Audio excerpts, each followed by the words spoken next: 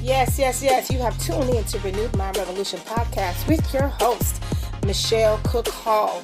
Today's podcast is brought to you by Faith versus Fear, Breaking Family Ties, which can be found and available on Barnes & Noble and Amazon.com. This podcast is designed with you in mind to remind you that you can always click that reset button and start all over again. It's never too late to be great. So now I want you to sit back. I want you to relax. I want you to clear your mind, take in that deep breath, prepare yourself for change as we listen in on Renewed Mind Revolution podcast with your host, Michelle Cook Hall. Let's go.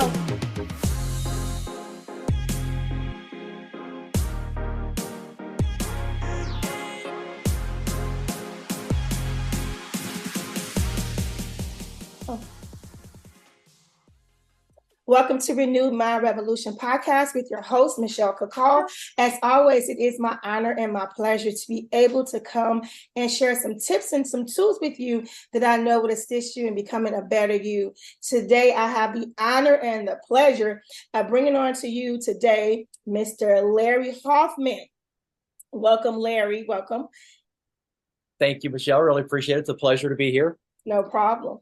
Larry is the owner of LJH Investments. This is an Ohio-based real estate investment firm, and they specialize in buying, selling distressed and toxic assets, and they've been doing this since 2006.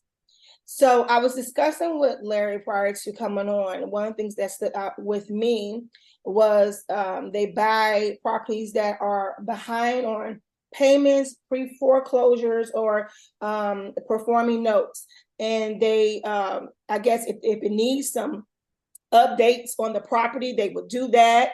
But somehow, some way, they work things out when they can even probably keep the person in their home. Is this true, Larry? Yeah, essentially what I do is, what you're talking about. When the borrower gets behind on these payments, just like to a bank, I'll typically go in and I'll buy these they're called non-performing notes. Okay. And often, and typically when I buy these things, I'm anywhere between 30 to 60 cents on the dollar on the value of the unpaid principal balance.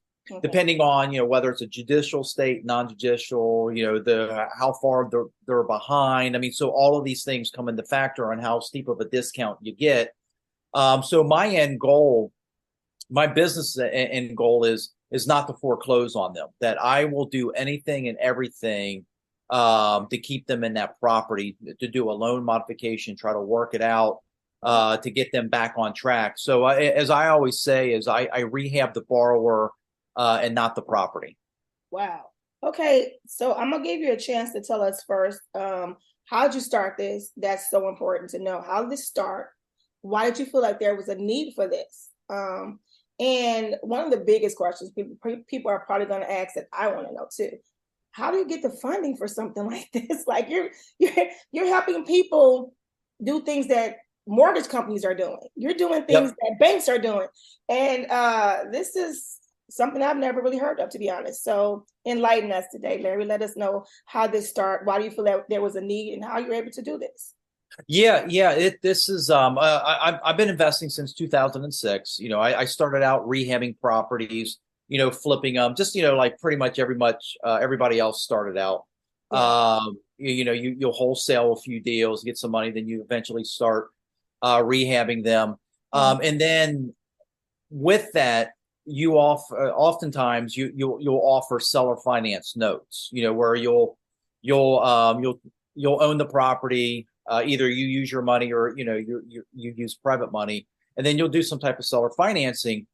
Well, I was kind of first introduced to it when I did a first and a second mortgage. Okay. And the second mortgage is when I sold that on the secondary market. I didn't really understand what I was doing with it. And I kind of took a hit just because I didn't properly set up everything correctly when you do these owner finance notes, because there's a right way and then there's a wrong way to create seller finance notes. Okay. Well, I did it the wrong way. and I took a bath on the on selling this note. But I didn't really get into the note space for quite a while after that, because I was rehabbing the properties and things like that. And honestly, I just I just really got tired of being the landlord with the dealing with the tenants, the toilets, and the trash outs, and figured there's got to be a better way to this. And then going back to creating that second note, it dawned on me. It's like, well, that's what banks do. Banks loan money. They aren't responsible for the repairs or anything like that. They don't chase people down for the money. So that's when it kind of dawned on me to become, I'm no longer the landlord, I'm the lien lord. So my company owns these notes, and they're secured. I only do first performing notes. And I have like 5 to 7 different states that I typically buy in. And once again, everything is backed by real estate. So I go in and I look at these notes, and like I was initially talking about, not only do I buy the non-performing, I do buy performing notes as well. And usually on the performing notes, you're paying pretty much close to par. Par is the asking price, depending on where the seller is in their cycle. If they're motivated or not, you can get them at a little bit of a discount. So yeah, I truly love this space. It's a really good space to be in. And then to answer your question, one of your other questions was the money. I use either my personal money, or I use my self-directed IRA money to buy these notes, or I use private funds to actually buy these notes. And I give people an above average return on their investments. So you have investors? I do. Oh, okay. Awesome. This is so different. I'm intrigued by this. Do you find that that people find it easier to come to your company versus a bank or their own mortgage? Do you see that they feel like, okay, this is easier for us to work with you and your criteria versus, because I know with the mortgage companies and the banks, it's a lot that they'll make you go through depending on where you are in your home. If you're having issues or something like that, they sometimes, especially before COVID, they kind of made you go through the ringer to, stay in your home after COVID. Like, we want you in your home. But before that, it was like a lot of, hoops that you had to go through. So do you find that people are drawn more to your company, or are they just like, I don't know about this? Is this legit? What do you think? Yeah. And that's where, when you say people draw, it's not like the borrowers, going out when you get a loan for a house. It's not so much, people are actually tracking me down. It's me buying a problem, a pre-existing problem where the borrower is already in place. They had this loan, and then somehow, life happened to them. They lost a job, went through divorce, got sick. And, these banks, these hedge funds, and these other investors, they just don't want to deal with it anymore. Okay. And so they sell off these loans. And then that's where I come in and I buy these, these problems. And then,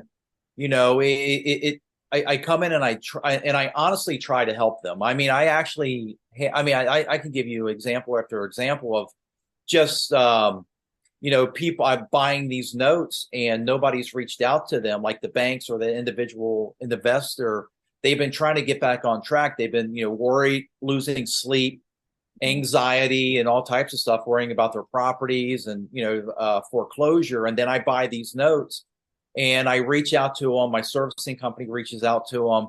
And like I said, the number one goal is to work out a loan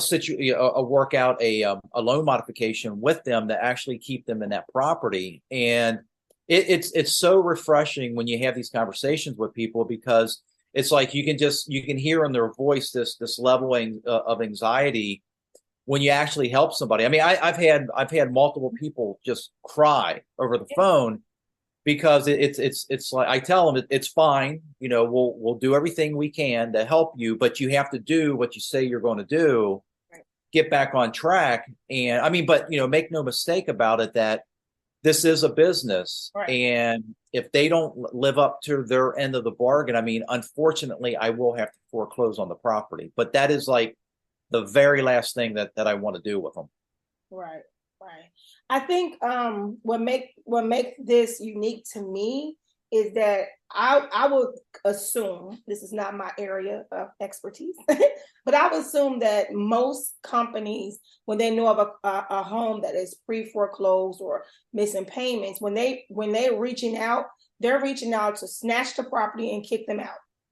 So I can't speak for all people doing this, but I do know some investors, some note investors, that is their main way of getting a property before it actually hit the market. So they're Right, kind of like getting in before becoming a foreclosure and picking it up at a pretty good deal, right? right, And if that's a person's individual business model, that's what they're that's fine. That's right, what they want to do. But like I said, my initial goal going into it is not, I do not want to own a property. I owned quite a bit of properties. I no longer want to be a landlord. I just want to be a lien lord and own that note and help people get back on their feet and keep them in that house. So, because I want to get a really good understanding. So say, someone was, pre-foreclosed, you or foreclosed or whatever, and you got the note and you're working with them and they do everything that they're supposed to do and they're now, in good standing. Yep. What happens with their mortgage? I mean, are you still holding this mortgage? Are you still owning this mortgage? I do. I own it, and that's where it kind of comes into different criterias, like on how many the length that's still left on the loan, whether you Yeah. hold it or if I bought it initially to hold it into my self-directed IRA. But typically, what I'll do is, once I actually get them reperforming, it's called reperforming. Okay. We'll do a loan modification, and then I have more people, lawyers, helping me with qualifying them to make sure that we're able to successfully set them up from the jump. And that's where maybe I just did one where I modified the payments. I took off $200 off their monthly payment because I was looking at what they were paying, and it's like there's no way that they can continue to keep doing what they're doing and then moving forward. But to answer your question, I'll keep these things either long term, or if I use private money, I have a time frame that I got to keep them. So oftentimes I'll use private money, and I'll have a 24 to a 36-month fuse that I'll have that money out. So when I buy these non-performing notes, I'll get them reperforming. Then I'll have about another 3 years before I have to sell these things off. Or what I do is oftentimes I'll develop a really good relationship with the borrower, and then I'll just wind up cashing out my investor, and I'll just keep it and add it to my portfolio and just keep it for the entire length of the loan. Wow. So when say that they're ready to sell, they want to move, right? Yep. So you're still making profit. Yep. I like it, Larry. Yeah. I like it. Yeah. It's really profitable. I mean, you don't get the headaches where you do with landlord. Believe me, because I own quite a bit of property, and I had all the headaches and when something happened, even with the lease options that I was doing, it's like there was just still something in the mindset of the person leasing it or doing a rent to own or a lease option on it. It's still a rental that I would still get the calls. I'm like, no, it's like this is all you. And when it's an actual mortgage, because there's a difference between a mortgage and a contract for deed. When I buy the mortgage notes, and it is their name their name and or their the husband and wife or whoever it is, their name is on the deed on that property, right? Right. So they have to be responsible for everything that goes on with that property. Right. Just like a bank. Yep. Yeah. Awesome. Now, one thing I did try to go really quick, and get some more information about you. So one of the questions that I had to you was regard to you is about how are you able to contact your potential clients? Yep. Yeah. And what I do is I have right now I have pretty good relationships with banks and hedge funds, hedge fund managers, and then also individual investors. And a big thing is just doing a lot of social media marketing on LinkedIn and Facebook, and letting the world know that I buy these mortgage notes. If you go over to LinkedIn and just I think my name is it's either Larry Hoffman Jr. or Lawrence Hoffman Jr. And if you do a search on it, you can see all my social media posts on the notes that I'm buying, and the things that I'm doing. I do case studies on notes, and so that's letting the world know that I buy these notes, and I constantly have people reaching out to me with notes for sale. I just got I just picked up 11 this past week when I was on vacation from a hedge fund. And so I'm going to be buying. I'm in the process of doing my due diligence on that, but it's just getting out there, communicating with people, and developing a relationship. So do you do, because I thought I read somewhere, I'm not sure, that you kind of do like the old school of reaching out to people. Do you do it via mail? Do you knock on doors? Like, what do you do? And do you do any of that old school type of contact? No, no. Don't. Okay. It's everything that I do is has been related to social media, either LinkedIn or Facebook. I do have a virtual assistant that she helps me with some of my marketing and things like that, outreach. But you can do, and I've been thinking about this. I haven't really decided if I want to do this or not. You can go to a list source provider and buy a list of people that's done some type of seller financing, owner financing, where they've taken back a note, and you can send them direct mail, just letting them know, hey, I know you made this, you took back a $95,000 mortgage. You're a mortgagee, and the person making the payments is the mortgagor. I know you're the mortgagee. Would you be interested in selling that note? You don't have to wait the 360 months to 30 years. You can get your cash now. Would you be interested in selling that? And I know there are other note investors out there that's all they primarily do is they target people who've taken back an owner finance note. But I haven't done that. I just strictly go to the banks, the hedge fund managers, the servicing companies, that they have these lists of pools of notes that are available for sale. And when I say pool, I mean, sometimes they have 14 on them. Sometimes they have, like 500 to 1,000. And then you just sift and sort. And I have a criteria that I look for on these notes. And then, say out of that list of, say, 500, I'll probably narrow it down to, I don't know, like 250, 275. And then out of that 275, I'll make offers on, say, 100 of them. Okay. So I have a question. A lot of people who come on the podcast, oftentimes they offer services, teaching services to show other people, this is where I am, but look, so that you don't have to go through the same, things that I had to go through. Let me show you an easier way. Let me show you, learn from my mistakes, learn from my heartache and my pain. Do you offer those type of services? I go back and forth with it. I don't have a course. I don't, have a mentoring program. I have other people reach out to me in the past about, hey, I'll pay you X amount to, to show me, kind of like what you're doing. Right. And I don't know. I kind of go back and forth with it, just because, it's a lot of time and commitment. From not, I mean, for me, but also the other person. I don't want people to think that this is a get rich quick scam. And then I've taken a lot of other mentoring courses from a lot of other people that they promise you the world, and and it was like, oh, wait a minute, I spent this in order to get that. It's like, that's not fair. Right. But it's one of those things, right? I guess it also comes down to, what you put into it. But I guess to answer your question, I don't. But if somebody is interested, I mean, they can always reach out to me, and we can see if we can, figure something out. Right. The reason I ask you is because, yeah, me too. I've been there where, I guess I'm very old school. If it looks too good to be true, it probably is. Yeah.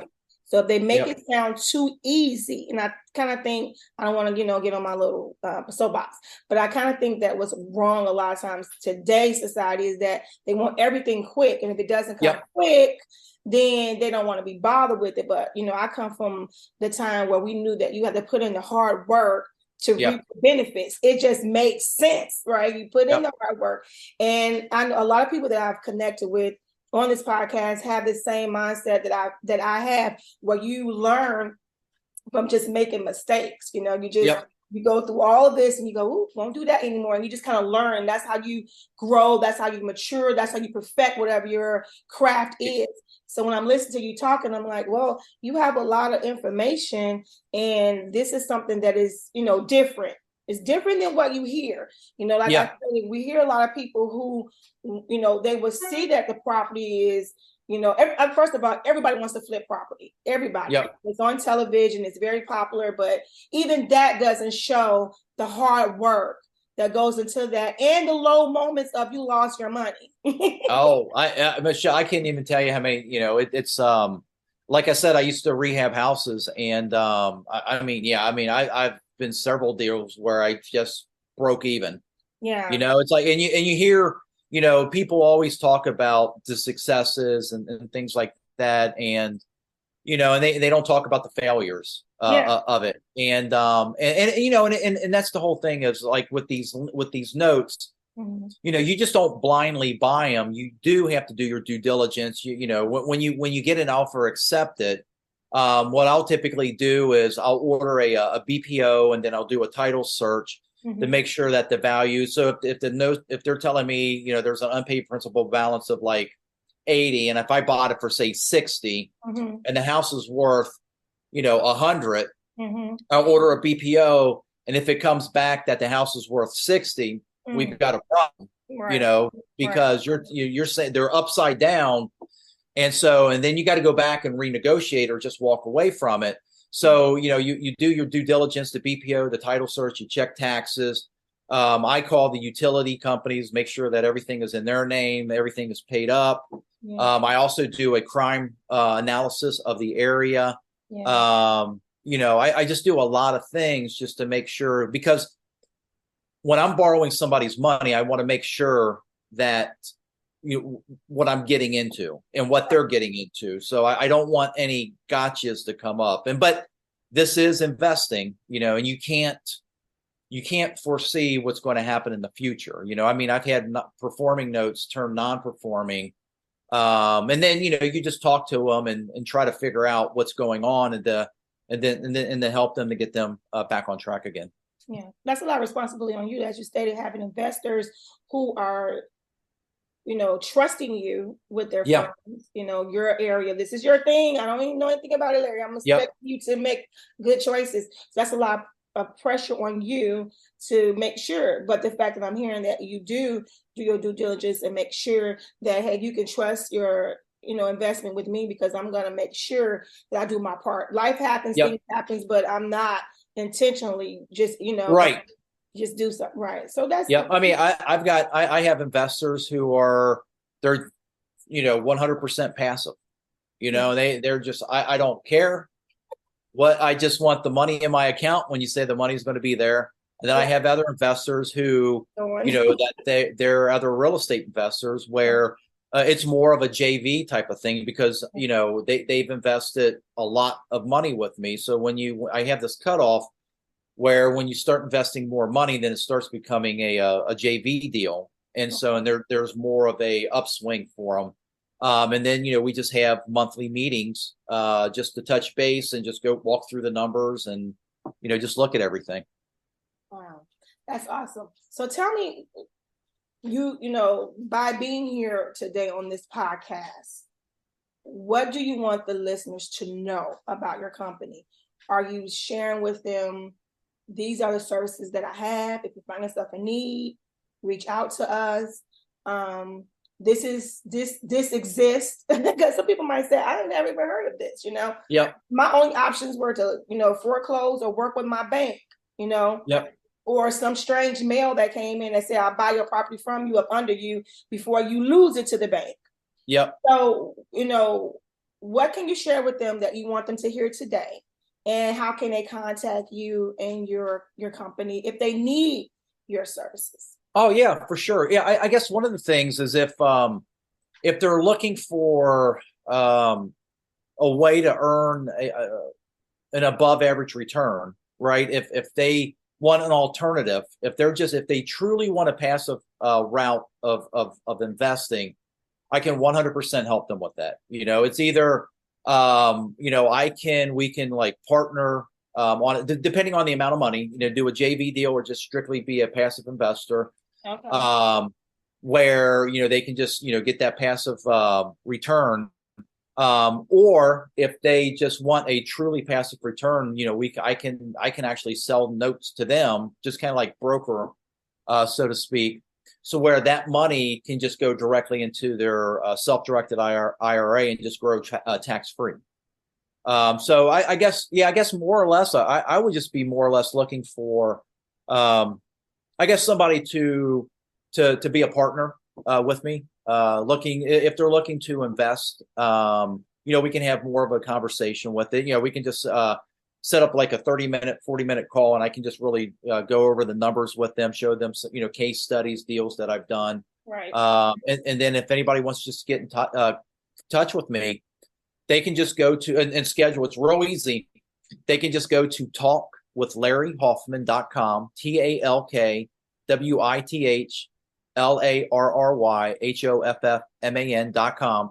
And what that'll do is that'll redirect you over to a Calendly link. And then you can just schedule a 30-minute call with me. And, that it sometimes it's 30 minutes, sometimes it's an hour, sometimes it's 2 hours. We're just not locked into 30 minutes. We can just set up a Zoom call, and I can just really go over the numbers with people. Okay. So you're looking for investors. So my question would be, you talk about the states that you are, that you're currently able to work in. Your investors, they can come from anywhere? Yes. Okay. Yep. Yeah. And typically when I say the states that I typically work in, I do buy properties across the United States, all 50 states, but I do not do New York, New Jersey, or Cook County, Illinois, just because it's more of a tenant friendly state, and it's just, I just choose not to work in those in those states, but primarily I'm in Ohio, Cincinnati, Ohio. Okay. Ohio, Michigan, Indiana, South and North Carolina, Texas. I don't know if I said Pennsylvania, but those typically those 7 states I absolutely love. Okay. But I will look at other states as well, except for New York and New Jersey. Okay. Sounds good. So they can come from anywhere. And yep.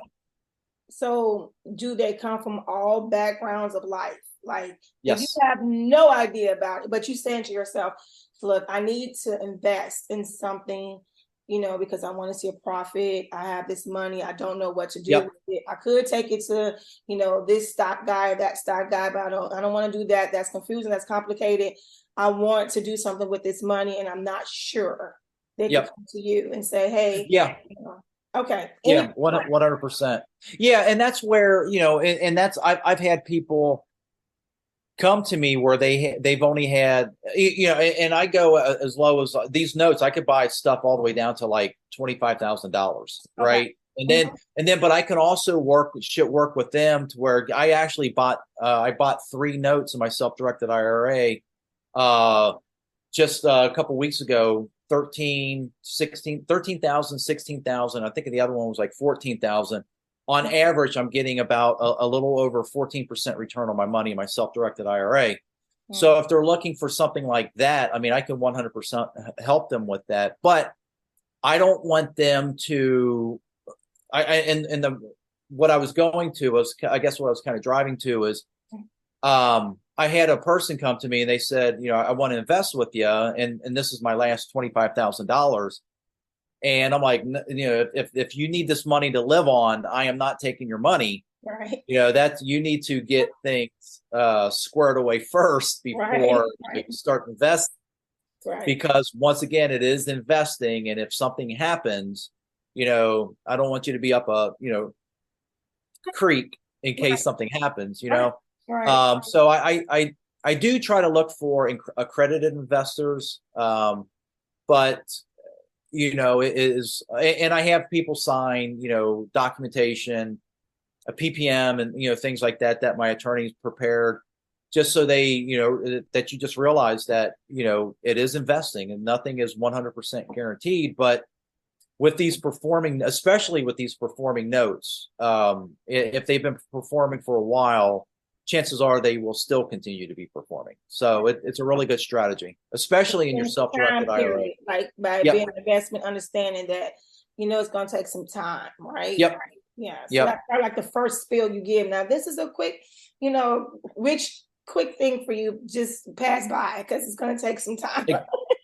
Exactly. And just, that's the thing that just kind of, really irks me about other programs and courses and mentoring. It's just like, it seems like everybody's got a course or a mentoring program that they're pitching, and they promise you the world. And, and it's like, it just doesn't work out quite that way. Yeah, well, to be honest, just my perspective, I actually think they make the profit from you investing in their training.